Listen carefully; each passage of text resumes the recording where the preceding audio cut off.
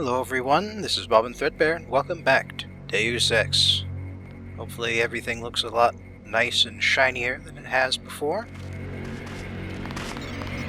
Oh, you get 115 points just for walking through the front door. Now this is actually kind of an interesting note here. Late dues to the United Nations. It's not exactly how that works right now. Way to go, sir. I thought Gunther was a goner. Hello, Private Lloyd. It's my first day, too. I'm pretty excited. I was in your class at the academy. You probably don't remember.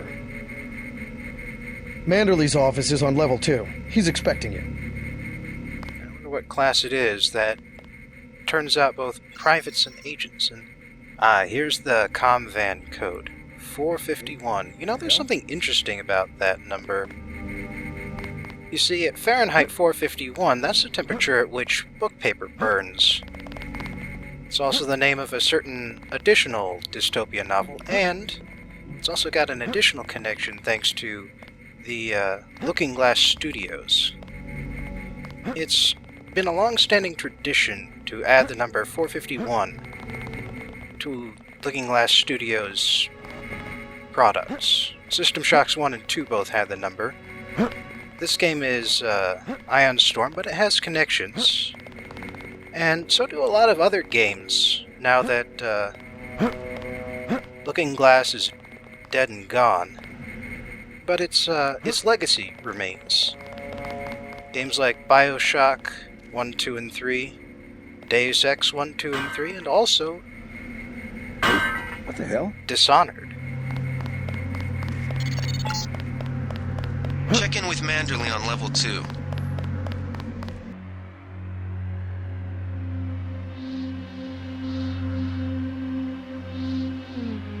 Kind of a long loading screen. Oh well. Come on in. The retinal scanner can read blood vessel patterns right through your sunglasses. Well, that's convenient. Interesting setup they've got here. Now this... I don't know about that thing outside, but this is a hardened bunker. Remember that Mr. Manderley wants to see you. Level 2. His secretary, Janice Reed, has your login and password. You can tell this building was specifically Finally designed... got to cap some rebels, eh, Denton? This building was specifically designed to take a nuclear warhead to the face and shrug it off. Hell of a first day. Maybe not a bunker buster, but still. Nice landscapes they've got here, but... I could lockpick these doors, but I don't want to. I could lockpick these doors here too, but... well, it'll wait. See? Already got one of the keys to those doors. You're going to make a mess. Oh, hush. Good work out there, Mr. Denton. Mr. Manderley said you handled yourself nicely. Welcome to UNATCO HQ. Our little family keeps getting bigger. Is Mr. Manderley available? Yes, go right in. By the way, your computer account is ready. Log in JCD, password Bionic Man. You want to know one thing I really enjoy about microfibril muscles? Well, hang on, let's read this. Yeah, basically, get along with the locals.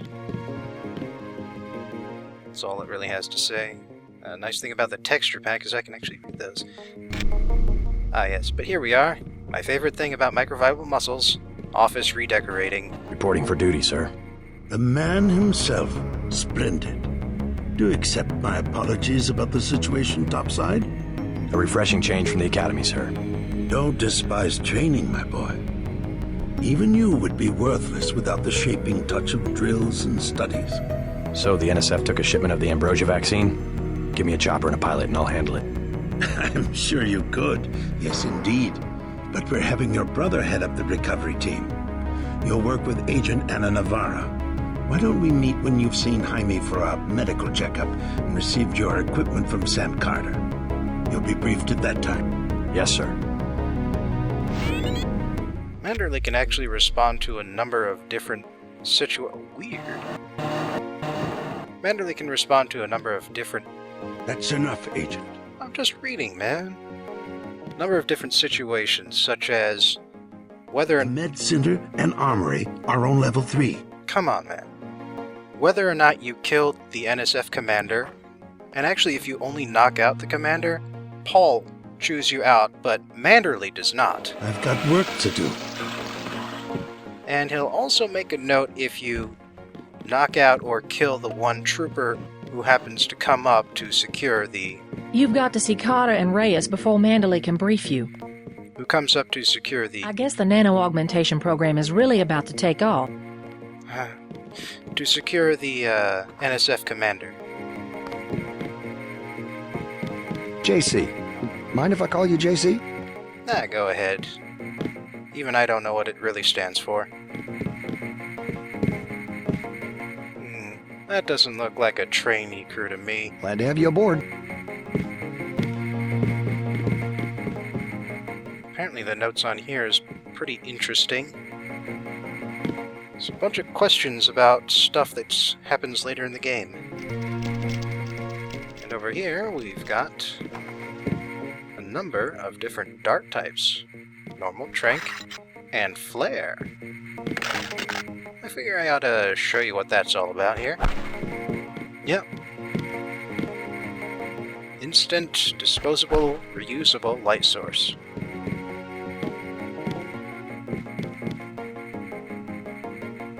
Sure are a lot of certificates around here. A few of them are repeated here and there. Guess VersaLife's in the news. I want to show you guys something interesting here. There we go. Yep, blocking the door here. Luckily you can get in through the window.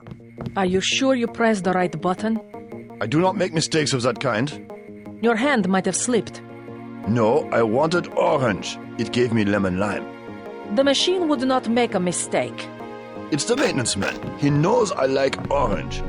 So you think the staff has some kind of plot? Yes, they do that on purpose. I'm not seeing orange. My new partner, J.C. Denton. Don't tell me you're going to wear those sunglasses during a night operation. My vision is augmented. At least it is a way that we know when it's not Paul. Forgive my interruption. I just wanted to say that I look forward to working with you, Agent Navarra. Could you tell me how to find Jaime's office? I do not expect you to perform as well as Agent Herman, but the mission will require us to do more than frighten the NSF with our baggy coats that make us look bigger than we really are. I am prepared to perform my duties. He will not be the equivalent of his brother. I have seen that he knows the procedure of a good offensive. Let us hope you are right. I won't let you down, Agent. So if we didn't save Gunther, and if we didn't give him a weapon, he would be pissed off at us right now. And of course we found an ATM, so of course it's time to hack the ATM. They usually aren't that good for too many credits, but it's 150 more than I had. And wow! Did you see that? Navarre just walked through that couch so hard it exploded.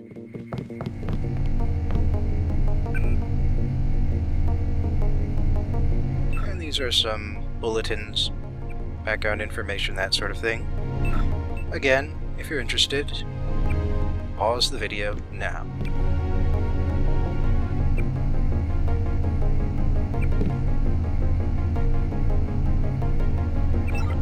And then we're done.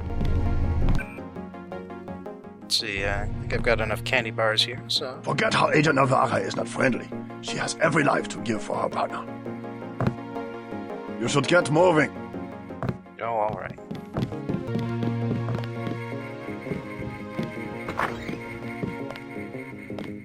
Now that's JC's office at the corner there, but got a few other places to be first. Unfortunately, this here ventilation shaft lid can't be unlocked at any point. There's no key for it. But we did just trade a lockpick for a multi-tool, plus a biocell. So that's a pretty decent trade-off. A pepper cartridge isn't, but fortunately that's also free once you find the key.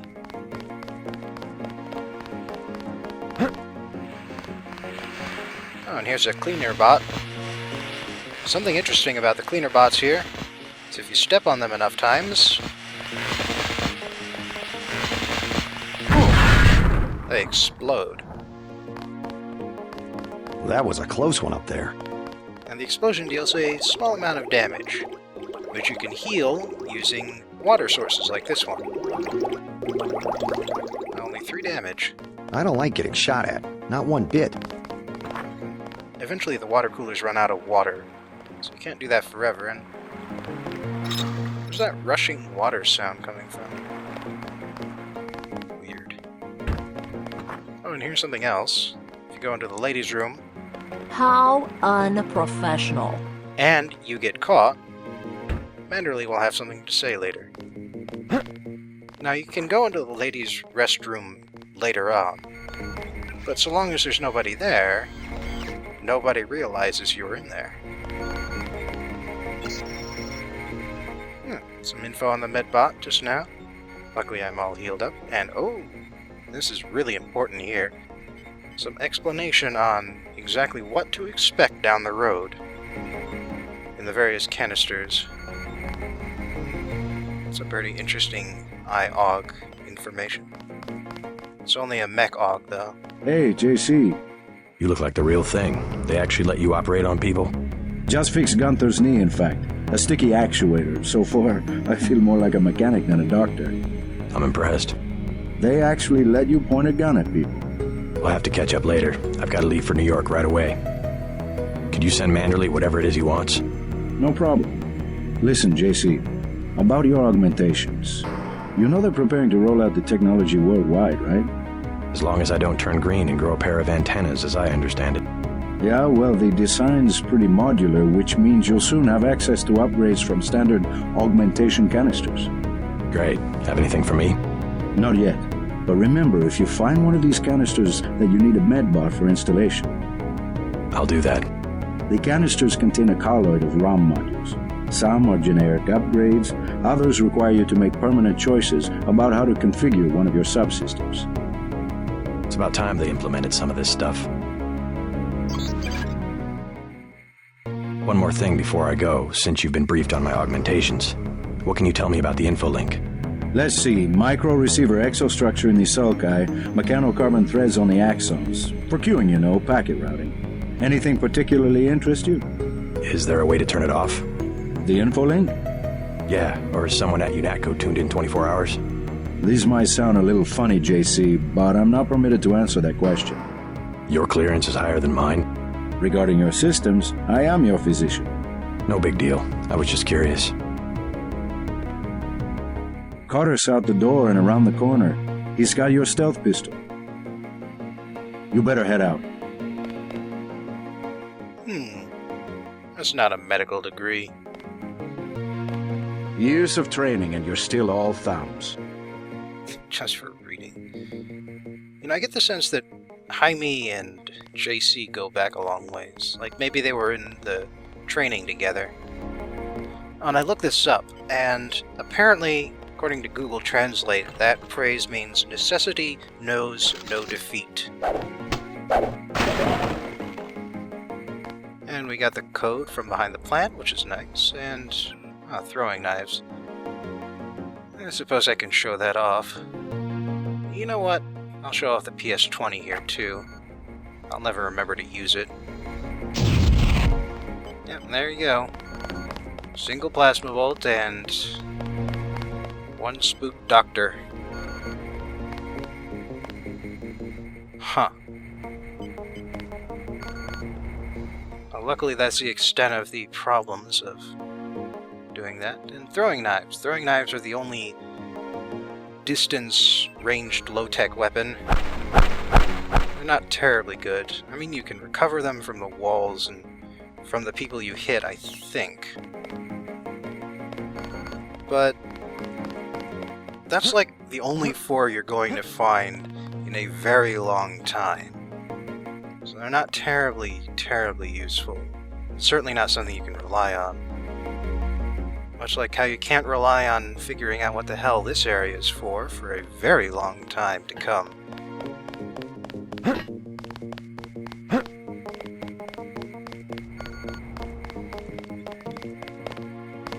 I think there's a medkit in the storage closet. Oh good, Jaime's calmed down now. I think there's a medkit in the storage closet. Apparently he doesn't care that we stole his key. Getting warm. Huh. I thought he was a nerd. Good for him.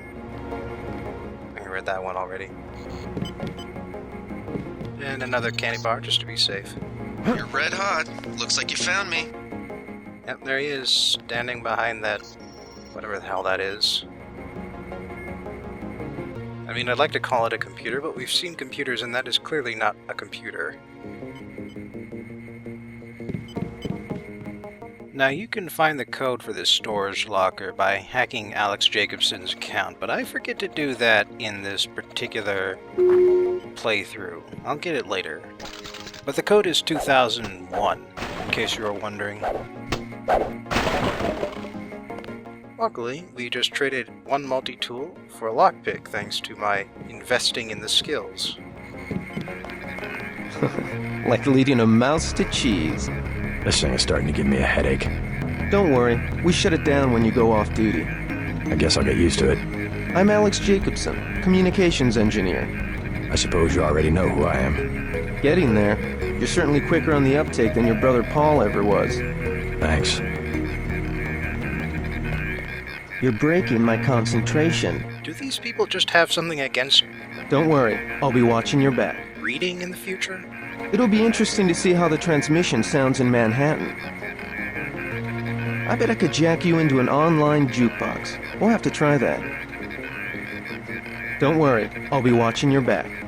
Oh, you don't need to jack me into a jukebox. I've already got my own accompanying music. This looks like time zone charts. It's kind of interesting how some of these areas line up. Like how Argentina is in the same as the east side of Brazil. And China is all one single time. Strange what nations do. At ease, Agent Denton. General Carter, I read about the Merced operation in school.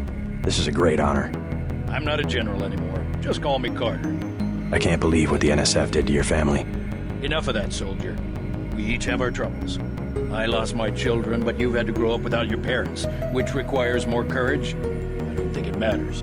My parents died in a car accident. That's different. I said that's enough. You have your own op and time is short. How about I issue you a stealth pistol? That sounds fine. Thank you, sir. What else do you think you'll need? Well, I am critically low on lockpicks. A smart lockpick is always handy. That's right.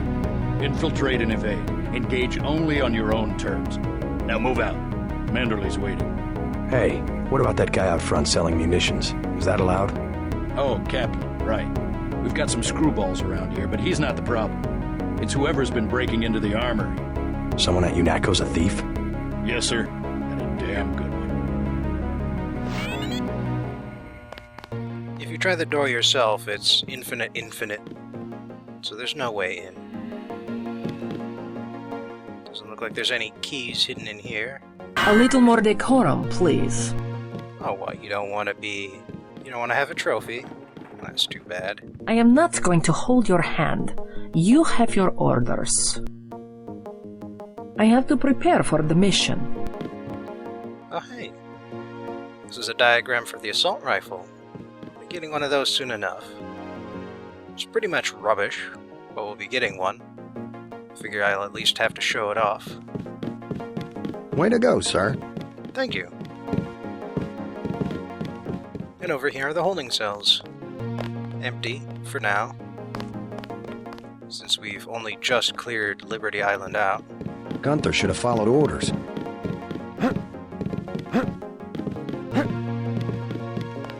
Now, I believe that's all 4 major areas down here on level 3.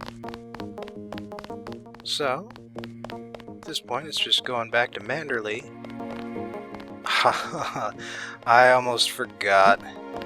There's one more thing to do down here. Can't believe I almost forgot this. I love this place. The secret area. That's underneath the computer room.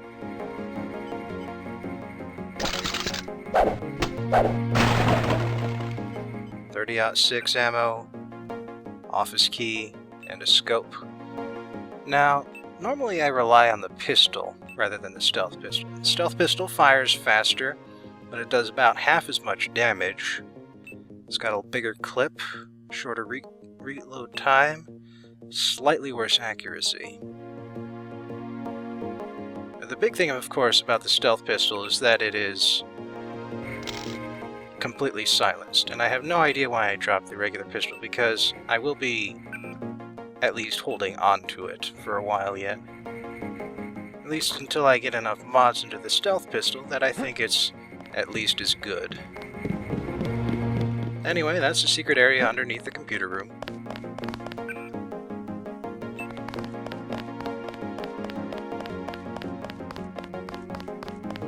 And now it's back to Manderley's place, but first... You found your office. Did Janice give you your login? Yes, I see here that she did. Alex will give you your login if she did not. Got a few books in here, a bunch of cardboard boxes with stuff that presumably will be moved in time. But you know one nice thing about UNATCO? Is that all of the computers are linked. So we can log into our own email account from here. And from here we can see the emails sent to us. Such as a couple things sent from Jaime, one personal, one system-wide, and something from Med Directorate talking about how, try not to rub your nano-augs in the mech-augs' faces, because they won't like that. Anyhow, we also got a couple other codes on the way here. Like Gunther Hermann. And his password, Zeitgeist. Now, something interesting about Hermann is that apparently no one ever taught him how to write English. Presumably he knows how to write in German. But the way he writes in English is completely phonetic. I imagine that's why his password is German, so that he'll be able to spell it. You know, it's about time I concatenate some of these notes here. So that's just what I'm going to do here. Van code and the van password outside. And there we go. All the computer codes I also know at this point. We also have one for our boss, Joseph Manderley. So let's see what the boss man has in his inbox.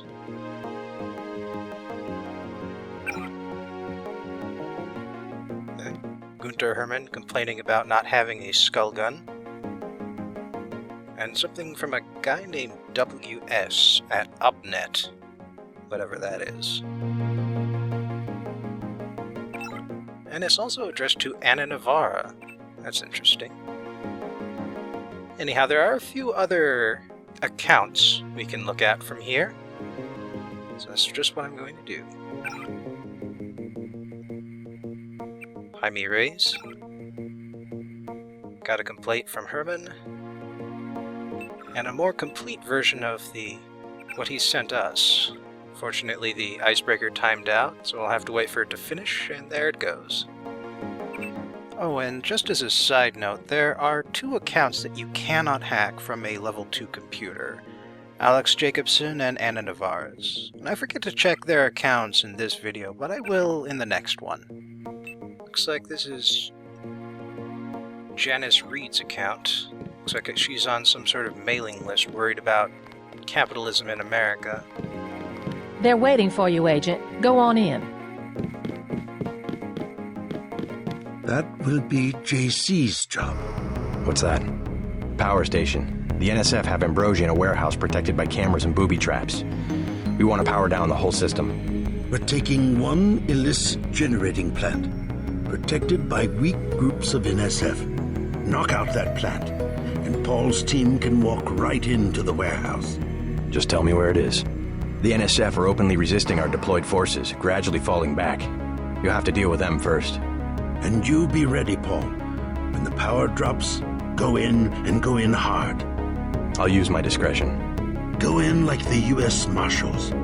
We lose the vaccine, I'm sending your butt to the mayor to explain why he and his 3 daughters won't get their pills this month. Yes, sir. Let's not waste any time, JC. Get down to the dock. A boat is waiting to take you and your partner, Anna Navarro, to shore. Yes, get moving. Here's your op bonus for the great job you did in the statue, plus 250 for rescuing Agent Herman. That's 1,250. We take care of our people around here. Thank you, sir. By the way, Denton, stay out of the ladies' restroom. That kind of activity embarrasses the agency more than it does you. Of course, if you don't go into the ladies' room, he has We'll meet up in the city. nothing to say about that. You'll come to admire your partner. She's one of our best. And the least you can get from the op is 800. No bonus for rescuing Herman, and 200 off for killing the commander. A multi-tool and a lockpick. Very nice. Just for coming up here into the office. Bet the NSF won't try that trick again. Didn't know the NSF had so many people in New York. And another accuracy mod, yes. Now the stealth pistol is definitely more accurate than the regular one at this point. And this is don't say a word to the press, pretty standard for any sort of enforcement agency. A lot of the anti-establishment papers in here for some reason. And a lot of newspapers in general. We'll finish the job when we get to Manhattan. Considering it's another 40 years into the future. And that right there, by the way, was the other office key. Wish I was going with you.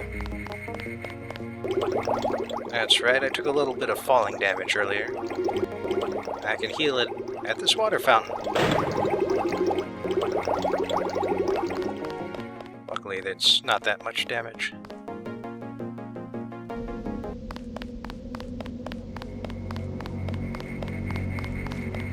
Good luck out there. Man, 2 Dentons in the field. The NSF won't know what hit them. I'm sure you speak for everyone, soldier. But of course, before I go onto the dock, there are a couple things I missed earlier. Like this medical crate on the outside of the statue here.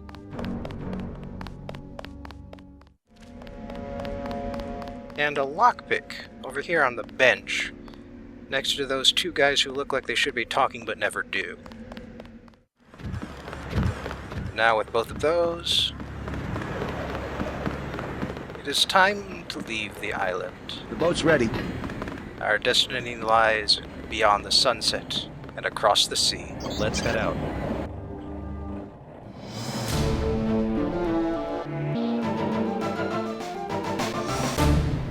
Of course, we can't travel too far away from the dock because beyond that the water stops existing.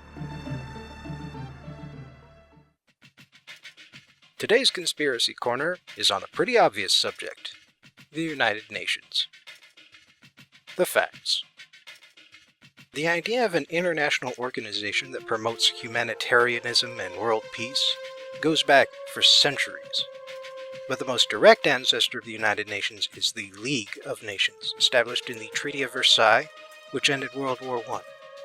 U.S. President Woodrow Wilson played a major role in getting it included and signed, but in spite of that, the United States was never a member, in part thanks to how international treaties need a 2/3 majority in the Senate, and, well, that's hard to get at the best of times.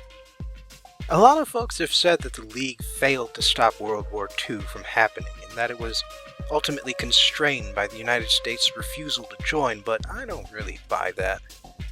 The League did some good work in helping resolve territorial disputes and working to stop slavery and the opium trade, but the great powers always kept their business to themselves.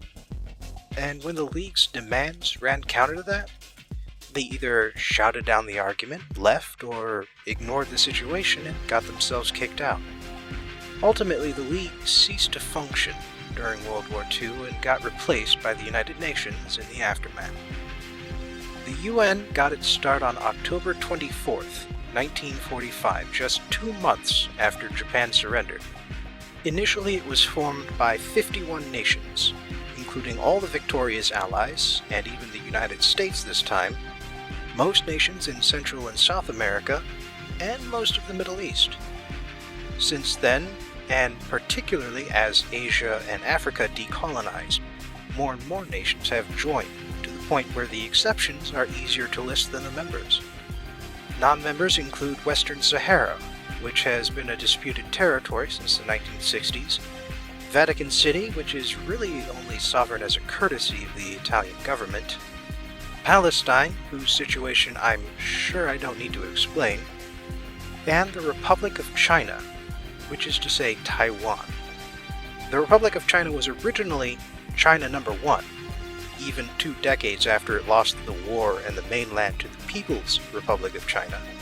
After 1971, however, the PRC managed to flip things and become the sole recognized government of China, including a claim on the independent government of Taiwan. Since then, Taiwan has tried to at least get recognition as an independent state, but since the PRC, using the Republic's own former seat, has a permanent spot on the Security Council, they have not yet been successful. The UN is composed of 6 major organs, which represent its 6 primary functions in the international community. First is the General Assembly, which is where every member nation can send an ambassador to speak with other ambassadors and debate and pass non-binding resolutions, which is to say they pass suggestions that member states could maybe follow up on, or else face economic sanctions that the other members aren't actually obliged to apply. Second is the Secretariat, which is the wing that administers the budget and keeps the lights on and a whole bunch of statisticians busy. The UN Secretary General is in charge of the Secretariat, for all the good that does it. Third is the Security Council, which consists of 5 permanent members and 10 elected members based on geography who rotate through every 2 years.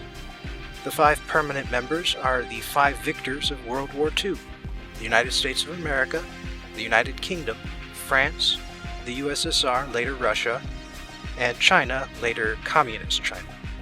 These 5 nations represent the 5 largest militaries in the world, although Japan and Germany, go figure, aren't that far behind.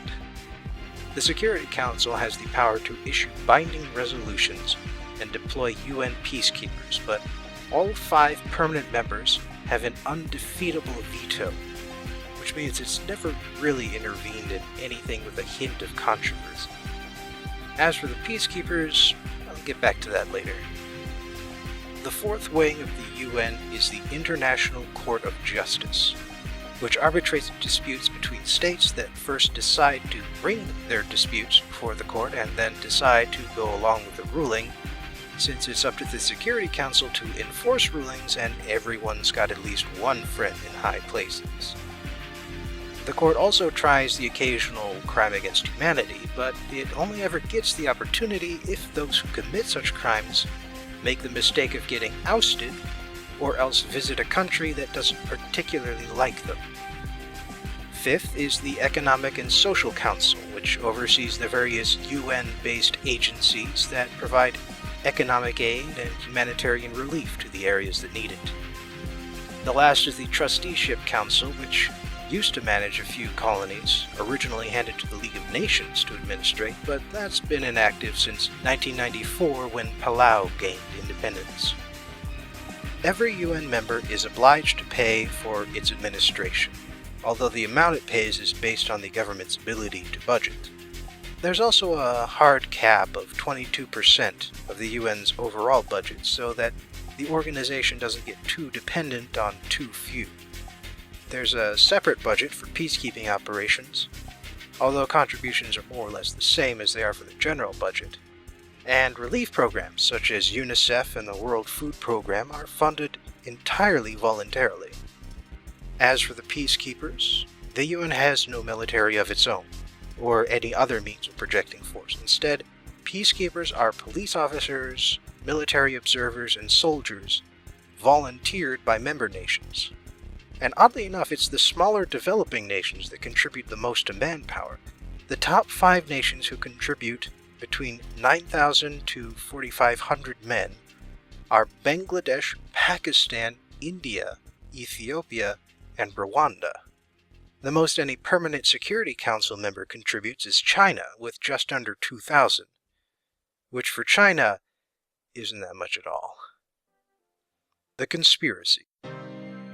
A major figure in the development of both the League of Nations and the United Nations was John Foster Dulles. Dulles was a legal counsel for the United States when the Treaty of Versailles was in development, and he later helped draft the preamble to the UN Charter. He was also a staunch Republican, aggressively anti-communist and pro-intervention, and President Eisenhower's Secretary of State for 6 years. Oh, and he was also a founding member of the Council on Foreign Relations. Small world, huh? In fact, 47 members of the U.S. delegation to write the UN Charter were CFR members, which has led to theories that the entire organization and all its subsidiaries, including the World Health Organization, the International Monetary Fund, and the World Bank, are all under the direction of the CFR. After World War II, Korea was partitioned into North and South halves. The North half had been occupied by Soviet troops, but the South was still under Japanese control when they surrendered after the atomic bombs were dropped. In the early years of Reconstruction, the Soviets poured money and resources into their half of the nation, but the South half, which the United States was supposed to assist, was basically left out to dry. As such, it wasn't until Kim Il-sung actually tried to annex South Korea by force that the US finally decided to do something about it. Specifically, they used the UN Security Council, since the Chinese rep was still nationalist instead of communist, and the Soviet delegation was absent as a form of protest against that particular fact. Without a veto, the UN passed its first and only resolution to enter a major conflict during the Cold War. And President Truman used this as an excuse to send American troops into what was termed a police action, since any real war would require a declaration by the United States Congress. Despite being a nominally international intervention, however, over 90% of the troops who fought for South Korea were Americans. Although the war swung in South Korea's favor after U.S. intervention, it swung back to a stalemate after China got involved on North Korea's side. General MacArthur famously appealed to the public to expand the war by bombing Chinese bridges and bases and to get Taiwan to open a second front in South China, but Truman fired him for going over his head. So, was the Korean War merely a practice stage so that the secret societies controlling both sides could test out the new United Nations and NATO alliances?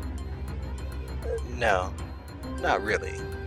I mean, it was practice, after a fashion. Much like the Spanish Civil War, Korea was an arena in which the new power blocs were able to try out the weapons they developed post-war, without sending the whole world screaming into another world war. And that's the big reason why Truman was so incredibly reluctant to expand the fight into China. Even if China's sheer size and weight of numbers wasn't deterrent enough, it was guaranteed that the USSR would get involved if China was seriously threatened, and the Soviets had exploded their first nuclear bomb in 1949. Plus, it hadn't been half a decade since World War II ended, and as tough as Germany and Japan were, at least they were small nations physically. The Korean War didn't expand because nobody wanted it to expand. Beyond MacArthur, that is. And he got sacked. Besides all that, the United States has never needed an outside excuse to go to war. Congress be damned. The United States has formally declared war 5 times in its history, but it sent soldiers and sailors into wars without one since the very beginning. There was the quasi-war against Republican French privateers under President Adams, 2 Barbary Wars in the Mediterranean in 1805 and 1816. And then there was an intervention in the Russian Civil War, Korea, Vietnam, Afghanistan, Iraq twice, the Indian Wars, and at least 125 occasions on which the U.S. President sent troops into military conflict without congressional approval, let alone a declaration. Police action is just a new name for an old practice. Personal thoughts. If you ask me, I'd welcome the idea of a one-world government. Think about it. Streamlined customs, no more wars, no more hotspots, no more territorial quibbling, and any religious or ideological conflict would be settled with debates and voting rather than AKs and IEDs. If it was somehow fully democratic, we could even get widespread human rights, universal health care, welfare for the poor. The idea of a unified globe was really big in science fiction for a long time, even in spite of the Cold War. Of course, that'll never happen. Humanity has always been ruled by a self versus other dichotomy. After all, in a world with finite resources, you have to choose to help some and to hinder others. And you might as well help your friends and family, as opposed to people you don't know. Still, there's some hope we may at least reach the no wars bit. As economies globalize, attacking trade partners becomes the same as attacking yourself in terms of financial loss. And even undemocratic and uncentralized governments understand the kind of fury that would bring upon them from their citizens. So the future may be as provincial, haphazard, xenophobic as we've always been, but maybe we'll at least stop shooting each other in the face quite as much for the sake of a few rare minerals. Thanks for joining me again in Conspiracy Corner, and I hope I'll see you soon.